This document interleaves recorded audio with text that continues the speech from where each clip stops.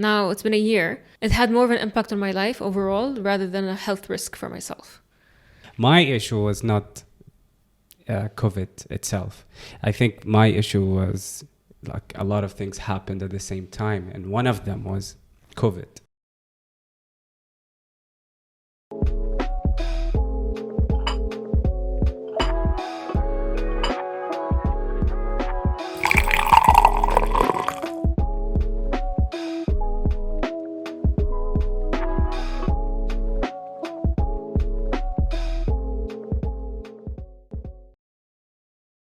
Hi everyone, welcome to another episode of Bidun Sukkar, where talks are unfiltered and not sugar-coated.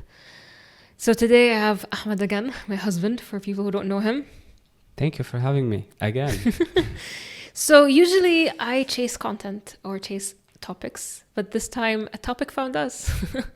For some of the people who don't know what just happened, we just escaped a vacation from hell in a nice way, if you want to put it in a nice way.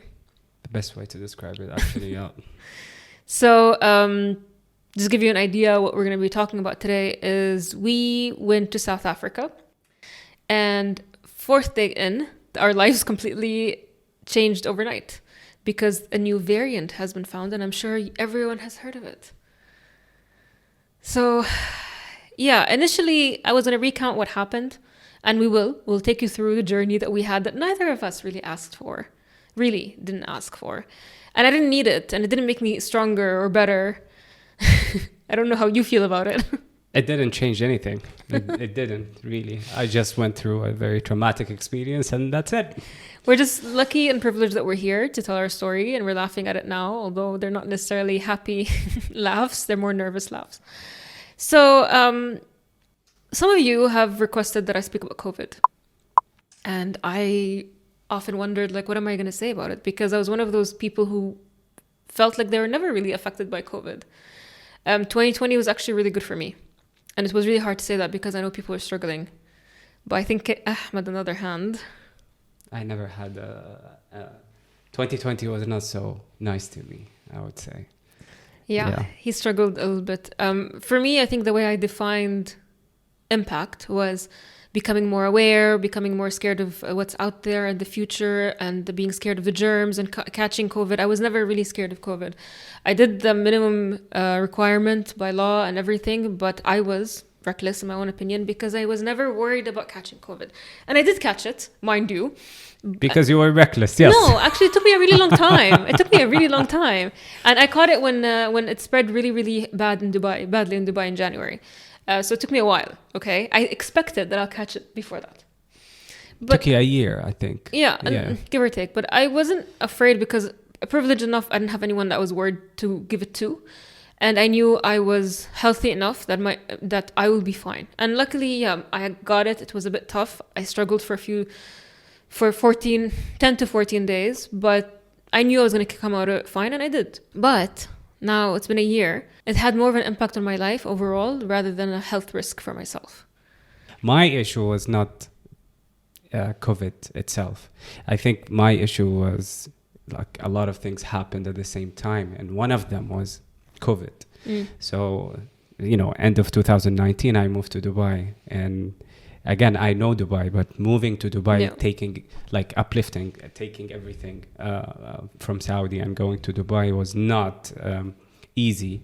So group this with COVID, and I had also a big period of time where I had to explore myself and explore my anxiety and I struggled with anxiety and panic attacks, and I still have them. So COVID itself, was just another layer that made things difficult for me. So I wouldn't say that 2020 was so nice to me, but 2021 was better, I think. No, for me it's the opposite. Ever since November 2020 until now, it's been a year where I've had a very, very rough year, and I would say it's one of the hardest I've had so far. And again, it's not COVID specifically, but it was directly and indirectly impacted by COVID. And if I want to look back at it, 2020, I got a raise. I changed my work dynamics. My team grew. Ahmed moved in, albeit he was in really bad place, but we moved in together. Our relationship grew. We decided to buy an apartment, which is where we moved in, and now we have a dining table. We can speak from it. So a lot of big milestones I've hit in 2020. But come November 2020 onwards, the way COVID impacted us is, first of all, Ahmed and I were separated for 7 months. We were very close to getting a divorce, actually. Yeah. Because we were in a long distance relationship for 2 years, and we got married to get out of a long distance relationship, because at the end of the day, we're Arabs. You know, we have come from Muslim backgrounds. We cannot just, you know, live together. Anyway, so that 7 months was very hard. And at the same time, I took a role of 3 people in my job, 3 to 4 people in my job. I had to step up because, as I mentioned before, that my manager and colleague had babies. So it was a lot. And also I was given a stretch assignment additional to my job. That was really, really tough. And I had to deal with a lot of people, which I would say I grew from it, but it was tough. The apartment, as everything real estate in Dubai, was a year delayed. So there was a lot of financial burdens as well. So I would say COVID had that kind of impact. Even back then, like I was the last person to leave the company to go work from home. Like I was just resistant to it. Yeah. Now I'm back to the office full time because I want to. But I enjoy that. I enjoy that aspect. But then this little trip happened. So we went to South Africa. We're both burnt out. We're both very tired. We had all the reasons not to take a vacation. Yeah. For financial reasons, me and Ahmed actually were not in a good place. So we shouldn't be going somewhere fun where we're not in a good place. We were burnt out. We were just struggling. And we insisted. And it was a choice between Paris and South Africa. And we looked at the numbers because a lot of people criticized us and the decision. But South Africa at that point had 500 cases a day. On the other hand, Europe was completely going through a meltdown. They're entering the 4th wave. So it made sense. And also it was cheaper. So we had a very constrained budget and we accounted But still, for we couldn't wait. We couldn't wait Yeah. to travel. Although maybe it wasn't the best idea to travel anyway. Because Everyone of was everything traveling. but I mean, everything you mentioned, Yeah. our situation, we weren't so happy with each other. It wasn't the best time to travel. Yeah. But at the same time, we did really want to travel. Yeah, and we needed it. Because it's been a long time. And also for me, I haven't taken a long vacation from work for the longest time. Yeah. And I've been burnt out also for the longest time. And I just needed to escape this. And that was the only time that I can take a couple of weeks. Yeah. And we did make the decision to go to South Africa. You did go to South Africa last year. Yeah, I did. And it was great. And I knew Ahmed would enjoy it, all of that. So it made sense. We went. We had great 4 days. Then on the 25th, I heard of the new variant. I didn't take it seriously much. I was like, okay, whatever. I just hope my mom doesn't read about it or see it. So because she'll panic. You know how moms are. So the second day, it just kept getting worse. And we started getting antsy. Or no, to be specific, I started getting antsy. Ahmed was like, no, nothing's going to happen. So was everyone. So I tried to remain very calm. Not tried, but I think my nature is to, I don't know, maybe, see, it's not the right, or it's not a right or wrong thing. It's just, this is my reaction. It's just stay calm and actually try to have fun and not like really block, thinking about these things, because I'm just always hopeful. I'm like, oh, it's gonna be okay. On the other hand, I'm not as hopeful. I am very good at mitigating risk, identifying risk over and over and over again until it doesn't make sense anymore. So I kept nagging and saying, we have to call Emirates. We called Emirates. No one, the line didn't go through. Then we called them in Cape Town in South Africa, and we Dubai. Also called them in Dubai office. So you can imagine our bills. And then we went. Yeah. We went there, and the suspension decision didn't come up yet. We were there, and there was a small line, and they were letting one person at a time, which was fine. We got in, and I asked her, I was like, will you suspend flights? And if you will do that, will you give us time to figure it out? She was like, you will know when we know. Yeah. Which was frustrating. And she was like, do you want me to do anything about your booking? I said no. I only said no because I was maybe partially hopeful, but in my head, I knew I shouldn't have said no. I knew I should have tried to find another flight, but I didn't. So lesson number 1, listen to your intuition always, always, always, always. Because everyone else, although I was freaking out, people were checking in on me, everyone else was telling me, no way it will happen. Nothing will happen. Not again. But that's the thing. I'm sorry. We had a bad history. I understand. I understand the way you're thinking about it, and I understand why you wanted to change the booking. But at the same time, if I knew that we're not 100% sure that there will be a whole suspension and we're going to be stuck, and there is a slight chance that we would have had fun for 2 more days or 3 more days, I would have hated myself going back to Dubai. But it would have been better to reduce the time and change the time and then extend it instead of doing the opposite. I get it. Anyway. I get it. Anyway. So moving on, we found an official circular that Emirates will suspend flights on the 29th. We looked to change the flight. We couldn't find any replacement. No one was answering the phone. We looked at every other route. I found a trip, and luckily it was still cheap, from Cape Town to Cairo through Ethiopia. And I booked it. And and it was a long flight, but I was like, okay, fine, let's do it. And then things just kept getting escalating. Everyone started suspending flights. Emirates released that circular and saying that they're going to suspend flight by the 29th. And we had to make it into the UAE 29th, 12 a.m. So everyone was like, you have 3 days. Yeah. If everything was not suspended, you had Turkish Airlines, you had Qatar Airways, you had Emirates suspending, you had everyone shutting down 7 countries in Southern Africa. Every major airlines, they suspended their flights. Everything. So basically, the only airlines left were Ethiopian, Kenya, and I don't know Nigeria. What else. We had those, and I had never been on any of those flights. I didn't know where this was going to take me, and I didn't know if those areas will be suspended as well. So there was a risk of us going to another country and getting stuck there. And it's Africa. I'm sorry. I'm not in Europe where I'm stuck in Amsterdam or in the Middle East, parts of the Middle East where I know what it is going to be like, So the risks were not just, we're just going to hang out in Zanzibar, which was an option. No, the risk was we go to Ethiopia, we didn't get denied boarding, we get stuck in Ethiopia. And then I was posting that on my Instagram, which I realized is one of my coping mechanism and processing is to post on my social media. Like I felt like I needed to do something with this. Ahmed didn't, which is his coping mechanism. I was talking nonstop to everyone. I was posting on Instagram all the time. I did not speak to a single person. Like I did not really go and talk to people. I was only answering people who cared enough and texted me. Like that's it. And there were few people. And I think a lot of my friends or a lot of people that I know in Saudi, for example, I didn't know that. I don't know if they were aware of what was happening.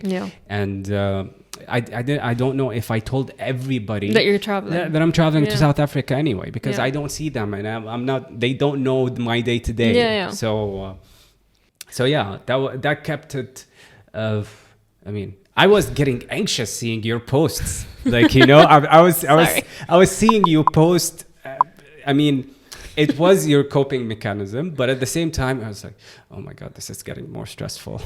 and for me, I really tried to stay calm. But at the same time, there is this hidden anxiety that can come up at any point in time.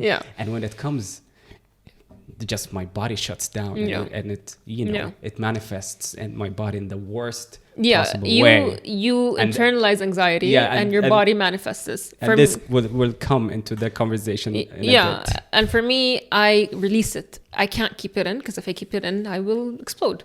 So I don't know what to do with it. So it has to go and be channeled somewhere. So and that was very interesting for us to see. We dissected that. And then after that, more and more suspensions were happening and everyone was like, oh, you have 3 days to figure it out. But actually, as we said, all flights were stopped. If we wanted to go anywhere, it was all 21 hour plus with ridiculous layovers of 7, 8, 23 hours, whatever it is.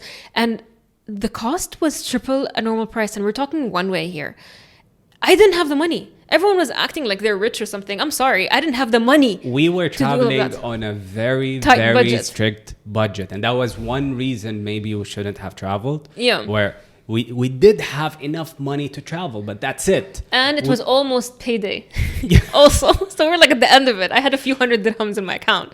I mean, I was paid a few days after you got paid. Yeah. I was like, at some point, I literally texted my brother and told him, Muhammad, billah hawali flus. Yeah, I need told money. him. I like, Yeah. because maybe future reference, we should make sure that we have a Lesson number 2, always Yeah. assume you're going to stay longer than you planned. Really, really. especially after COVID. Especially after COVID, you never cannot know. plan anything. You cannot expect the unexpected. It's Yeah. just like you don't know what can happen. So we were staying put, and we kind of made peace with the fact, okay, we might stay here longer than anticipated. Let's just make the most out of it, you know? So we have a rental, you can go for drives, blah, blah, blah. And we've done our PCR test just in case something comes up. So we did the first one, it was negative. Perfect. No expectation anyway, otherwise. Second test, I got negative, and I was joking with Ahmed because he was feeling a bit feverish. I was like, Ahmed, is it COVID? And then he got his test, and it was Positive. Oh my God. and that was not funny at all. I completely believe that it is a false positive, and it's very possible, but he was a bit feverish that night. Yeah, I actually was feeling a little sick that day because ever since I went to South Africa, I wasn't watching my diet, and I was eating a lot of meat, and I have IBD, Yeah. and it kind of created this flare up. Yeah. And with my flare up, sometimes I get A fever. And when I get a fever, I just feel sick a little bit. And when I got that positive, I was like, oh my God, I got positive. Not to mention that I was positive of COVID in August. So this is like less than 3 months. Yeah. And fully vaccinated in April, COVID in August, and now another positive. I started to question every cell Science. in my body.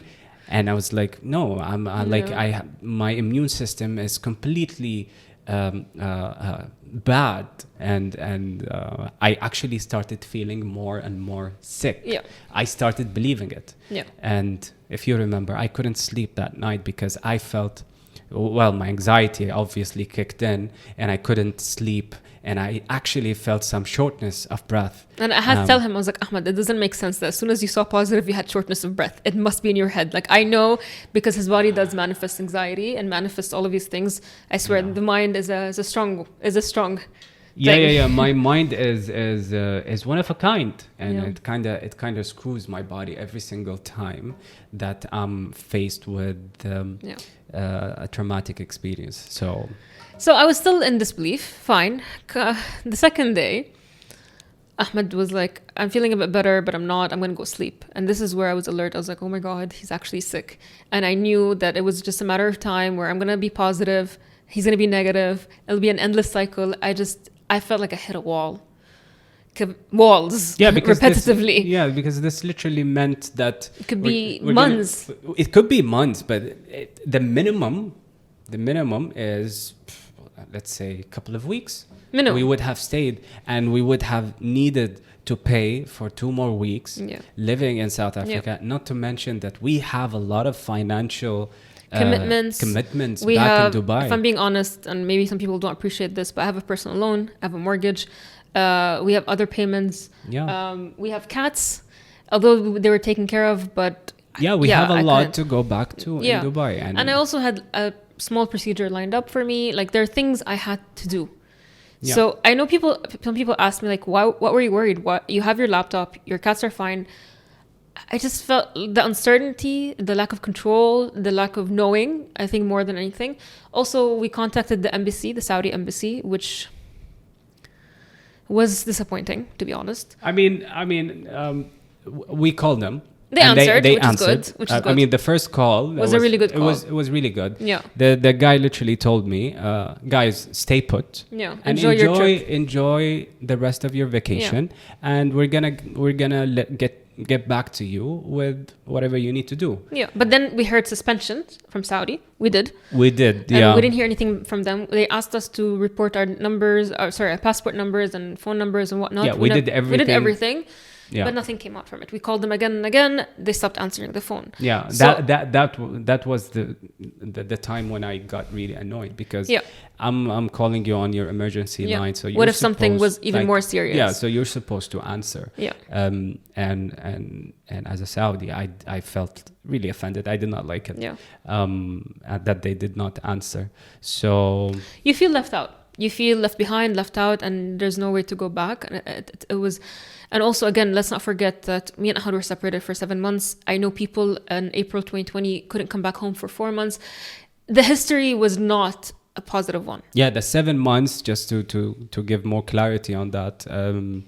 I went to Saudi for work for a couple of weeks. I was Yeah. supposed to stay for a couple of weeks, 3 weeks maximum, and come back home. Yeah. And when I went to Saudi, I got stuck because they suspended the flights from Saudi to the UAE, and they remained. Actually, they suspended Saudis- flights. Saudis everywhere. were not allowed to travel out of Saudi. Yeah, As out of simple as Saudi. that. Yeah, As simple as that. exactly. So I stayed in Saudi, and I kept applying for permits to come back to Dubai, but I never got the approval to travel. So Yeah, the issue here is feeling stuck, the uncertainty. At the end of the day, we were supposed to go back home on the 4th. We went back home on the 7th. I'll tell you exactly what happened in a bit. So it's really a delay of 3 days. But Saudi left us hanging for 10 days. And within the hour, things were escalating so quickly. So when we arrived in Cape Town, the cases were 500. Within a few days, maybe less than a week, it was 16,000 cases a day. And with Ahmed's false positive, so we did another PCR test, he was negative. The reality of us catching something has become really quite real. And also the fact that because of these numbers that kept going up, regulations can change any minute. Anything can change any minute. So I didn't know what's going to happen. It just kept looking worse and worse and worse. So moving on, I kept going with what I was doing. I would check the news every hour. I never checked the news every hour. I learned so much about COVID, which I never even bothered in the middle of COVID or in the thick of it. I couldn't stop. I just could not stop. It drained me emotionally and financially and mentally, everything. Like, I felt like I had to do something and maybe I can find a way out. yeah. We also booked tickets for the 2nd to go to Zanzibar because we understood that if we are coming from those countries and we miss Emirates deadline, we have to spend 14 days somewhere else. And my options were Zanzibar and Cairo. And honestly, Zanzibar was going to be so expensive. Cairo, I've never been there. I have a friend who was happy to have us, but still, like, I didn't want to be somewhere I didn't know. And again, finances, I didn't know how to deal with that. And also, we weren't sure if Egypt's going to be suspended or not, or Zanzibar is being suspended or not. So, and then in the course of a few days, when I posted about Ethiopia, a friend of mine, thank you, pointed out that Ethiopia is in the middle of a civil war. Yeah. So here the risk we had is we go to Johannesburg, possibility that we're not going to get allowed to board in Johannesburg, and I don't want to be stuck in Johannesburg. If you heard anything about it, it's not safe. Okay, and then we fly to Ethiopia, the possibility of the civil war, it's not even a possibility, it was a reality. It was so big that we know from past experiences anywhere in the world that anything could happen, especially in the middle of Africa, in the middle of a civil war. And we asked other people, a person who's a political risk assessor, let's say, they told us there's a media blackout, do not go. Yeah, I mean, there's also a great possibility that nothing is going to happen, but at the same time, the risk is too high. I'm sorry, the risk was too high. I didn't want to get from something, the risk is too high. And Cape Town was relatively okay, right? I didn't want to go there and get stuck in freaking Ethiopia to do what? And in the middle of a civil war, we don't know anything about it. And in that day, when I was checking that, the US and France and the UK were urging their citizens to get the hell out of Ethiopia. So who am I to go and get stuck there or anything? It could be worse than that. So no, I wasn't going to risk it. So weighing all of those decisions was tiring, and it took a lot away from me. So eventually, a very, very, very good friend of mine, and I think this comes from the effort of me putting this into the world, I hope. He's like, listen, I can get you someone, for a UAE official, and they can help you. Send them this message, and he helped me write the message, and let's see. And I did, and the official responded in a few minutes. I was surprised. I didn't even expect him to read it, And they're like, don't worry, there will be flights. We will check with Emirates. In a couple of hours, someone from his team contacts me. He's like, are you Razania Azian Ahmad Nabrawi? I was like, yes, can you please share your information with us, blah, blah.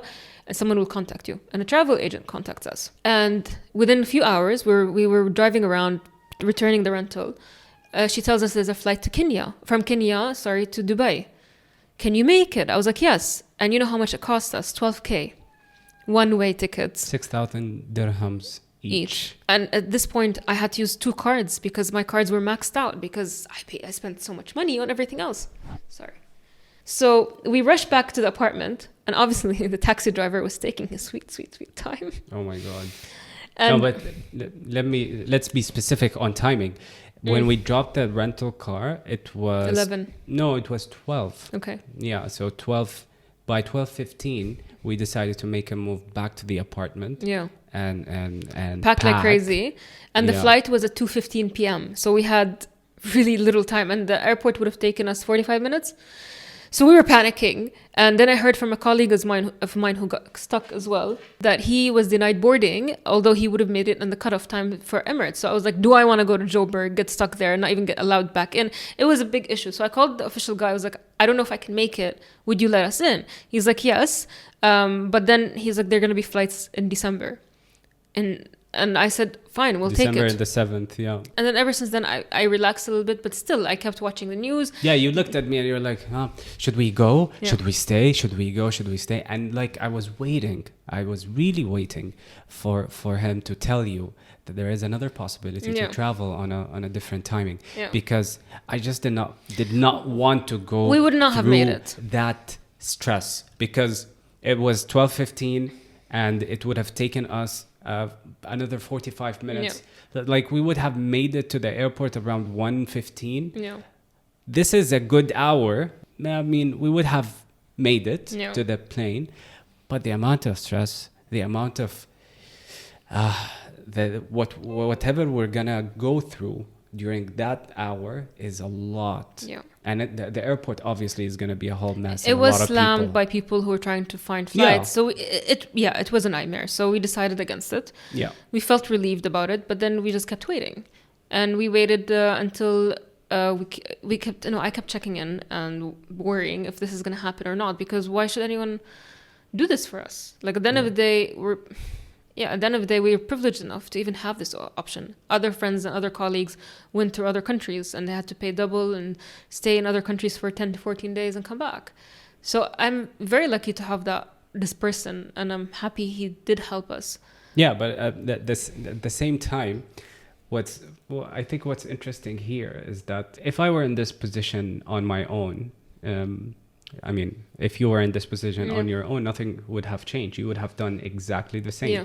But we were together, so we had to choose an approach, and we chose your approach. Yeah. And most of the time, except the first time when we had the chance to change the flight and we didn't. Wish we should have. So lesson here, always listen to Razan. Always. Well, let me get to the point. So my point is, if I'm traveling alone, I would have decided to follow Saudi recommendation and stay put and enjoy my vacation. But at the same time, I would have stayed until the point where I didn't have money. I know, and I would have asked my family or anyone to send me money, and I would have stayed and kept on staying. And I can work from anywhere. I wouldn't have, but at the same time, I was lucky that you were so anxious about it, because if you weren't, we wouldn't have had the UAE official and the contact and all of that. And maybe at the same time, how we took it and how we dealt with the situation made us lose money, made us stressed out and feel so anxious. And I know for some people, when you hear the whole story, some people would say, it's not a big deal. It's not a big deal. Why? Even when someone asks me, like, what were you worried about? I don't have an answer. Yeah, some people just say, like my mom, she told me, you know what, just stay, enjoy your vacation and blah, blah, blah. And I mean, I would have done that. But at the same time, I would have reached a point, because it's not You know, it's not just you're stuck and you can't go back. It has a lot of layers. Yeah. You know, we had to go back because financial commitments, we had blah blah blah, we had the cats, we had a lot of things to go back to, and that's why we were so anxious to go back home. Although my instinct would have to just sit back and relax and just forget about it. But I was lucky that you took it differently and you were so anxious and you needed to do something about it. I need an answer. Yeah, I don't think I can be without an answer. And that's maybe both a character flaw and strength, I guess.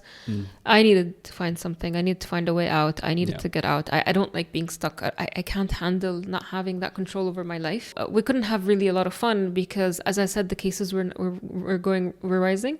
And if we ever want to get back, you have to do 2 PCR tests. One that's 48 hours. Everyone's used to that. The second one is within 6 hours of your flight. And the fact that Ahmed was a false positive, it made it really real that we might catch something. And again, the numbers were really bad. Yeah, and we didn't know about the new variant. It could have been worse. There wasn't enough science. Yeah, another thing was like when Ahmed was positive, my anxiety took me places. So in my head, I was like, what if this turns into something deadly?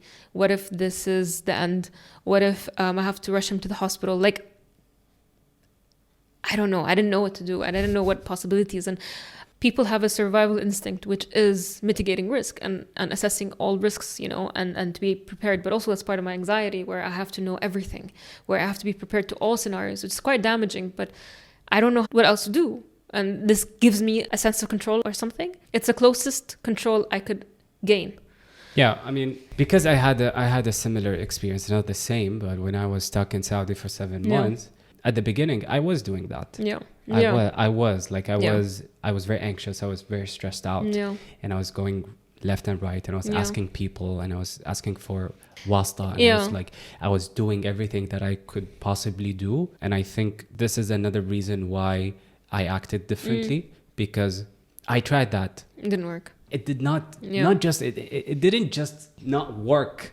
It didn't take me one step ahead. It did nothing. I just felt like I keep digging, and I keep digging my own hole, and I just fell in a massive amount of anxiety, and the 7 months were, I mean, so bad, and at the same time, for me, it was a chance for me to reevaluate a lot of things.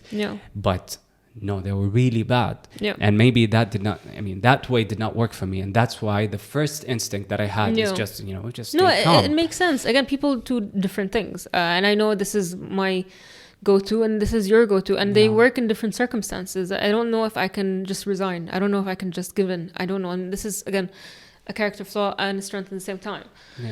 I don't know. So to wrap things up, I have to give it to South Africa, to be honest. It didn't none of those countries deserve what happened, because the situation in Europe is much, much worse. It was an act of racism, clearly. I think the learning here, nothing will ever happen to the West. So if you have to choose something, unfortunately for now, the West will be less risky. Sadly, South Africa was beautiful as a country, and after discovering the new variant, they should have been celebrated for finding something new. Because they're so good. They were punished, and also the variant came from Europe, so tells you a lot. But to wrap up again, I think one big thing I'll take away from this is it did redefine some priorities. You'll hear more about them. It did give me some clarity on some things. It helped us work well, and it helped me, I think, for the final time to trust my intuition, because usually people mix up between their intuition and anxiety, and my intuition was right almost every single time. I wish I trusted it from the beginning, and I didn't do it a disservice, and I wish I didn't listen to anyone. I wanted to listen to them. I wanted to believe that nothing will happen, but always listen to your intuition and do what's right for you, because that's what matters. Because I can't do regrets. I can't say what if. I can't. It's my life philosophy. I don't do what if. That kills me. And that's why you cannot have it any other way. That's the only way. So this is my take on COVID. It messed with me as well. So physically, from a physical perspective, I did get COVID in January 2021.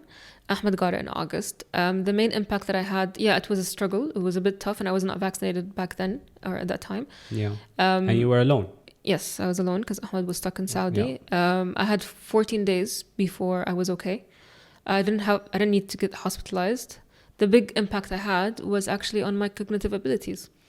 And some people laugh at this, but actually I lost,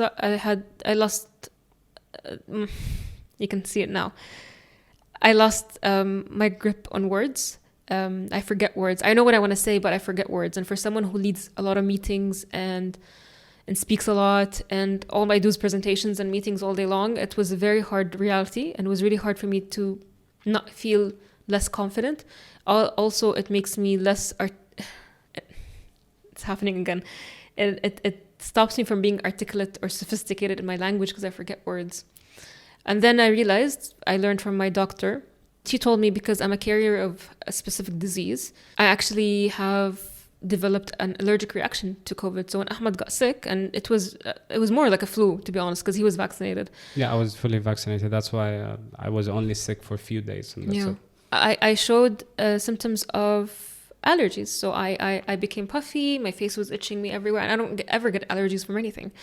I got puffy and everything. I had to take Clarinase or Claritin, whichever is for the allergies, to reduce that. This is where I knew I was like, there's something there. And also as a woman, and I'm sure a lot of women have felt it impacted my period. And it was a prolonged impact. Usually it impacts women's period for for 1 or 2 cycles. It impacted me for 6 months. Maybe until now, and it's very interesting to see it. And there's not a lot of study because it hasn't been studied enough, and obviously medicine is still patriarchal. So until feminism reaches medicine, we'll have more understanding. But it impacted my body a lot, and that's my story with COVID. I think we can speak about this for hours and hours. I would rather not. I don't like talking about COVID, and I never took unprecedented times seriously. So and I hate the word new normal, the phrase new normal. I really hate it. Ugh. Anyway. I don't care for it. So that's it. Yeah. Mentally, I'm tired. I wanted this vacation to have a reset. I'm exhausted. Yeah. That vacation did not reset anything. It took a lot from me, and honestly, I don't know how I'm going to go back to work. I don't know how I'm going to go back to society. I know it sounds like it's bigger than it is, but every day I would wake up scared. I did that for 10 days straight. And every hour, I'm scared of news. Every time someone sends me a picture or news, there's an anxiety. So I've been living on straight up anxiety for 10 days straight. And first time I slept here is the first time I didn't wake up with anxiety. The first thing I did here is order McDonald's. But then the first thing I did is lock myself up in my room, close the curtains, and be in the dark on my phone. I couldn't answer phone calls. I couldn't answer people. I did not want to. I'm still not okay. I'm still recovering. It just took away everything. I don't have it in me. I don't have it in me. So, and this will lead to a lot of decisions in my life, and I hope it's going to be the right decisions. I hope so. And that's it. So I will see you soon. Thank you for having me again.